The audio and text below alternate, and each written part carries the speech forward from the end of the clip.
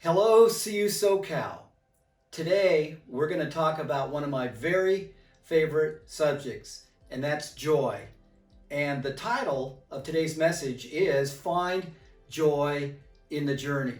Right now, I'm in one of my very favorite rooms in our home, and it's one of my very favorite rooms, not just because of the words on the wall, Find Joy in the Journey, it's because of a couple of other things. One, the climbers. Those climbers have one destination. They're headed toward joy. They're trying to find joy, and we're going to talk about that today. Another reason I love this room, it's our grandkids' room. And this is the room where my wife and I get to see on full display true joy. It's such a joy to watch our grandkids find such joy in this playroom. And we're going to talk about some of the reasons why they find such great joy. So let's start with this. We have two choices in the COVID-19 crisis. We can decide on one hand to be entirely miserable, or on the other hand, we can find joy in the journey. So what can you do to find joy in the journey instead of being miserable?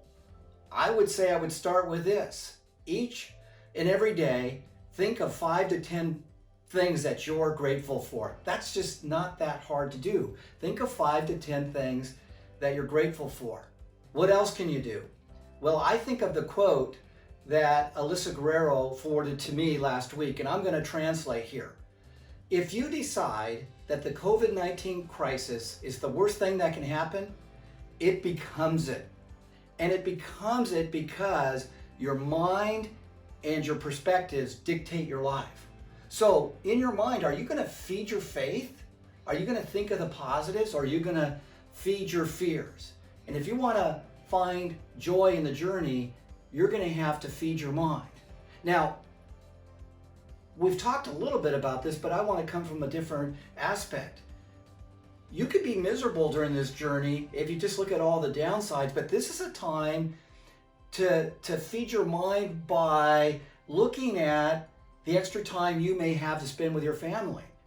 You are, in many cases, spending less time on the road. Spend that extra time with your family. Feed your mind by reading books. Feed your mind by networking with other team members. You may be at a point where you want to take your career to the next level. Take the time during this crisis to find joy in the journey by feeding your mind and feeding your faith.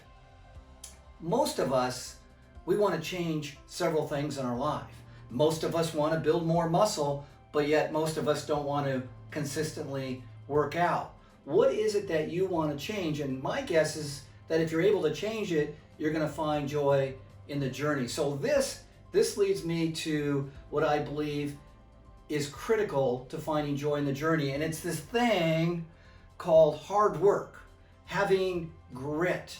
If you think you can lay back and let joy come to you, I think you're mistaken. I think you need to be proactive. And to be proactive, you just have to do some things that are not that complicated if you simply have grit and work hard. Maybe, like me, you need to stop watching, 1 or 2 Hallmark movies per night. Maybe you could cut back just a half hour on watching TV and invest that time in building better lives for others or developing your career.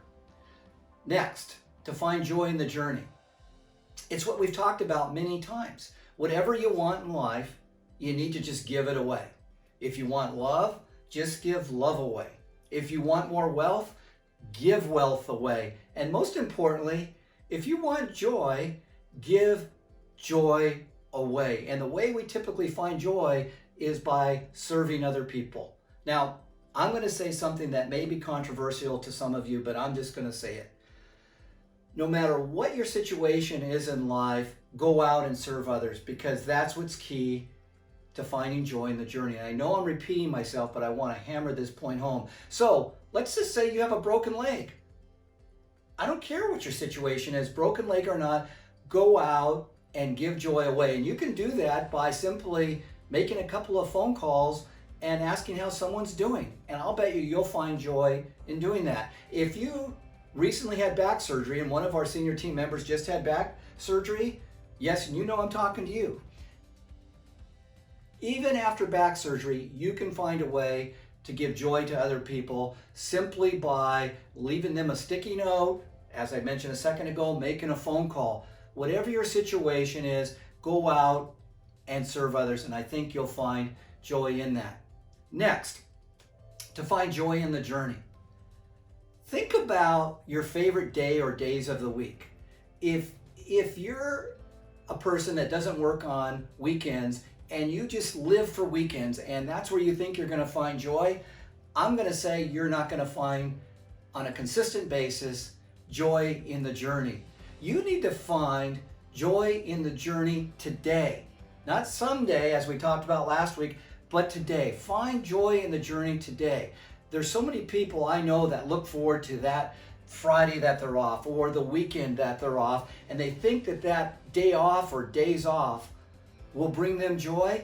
Typically it does not. The people I know that are the happiest are doing many of the things that we talked about just today, but the happiest people find joy in the moment, and their journey is just consistently joyful. They have ups and downs in life, but they look at the joy right here, right now.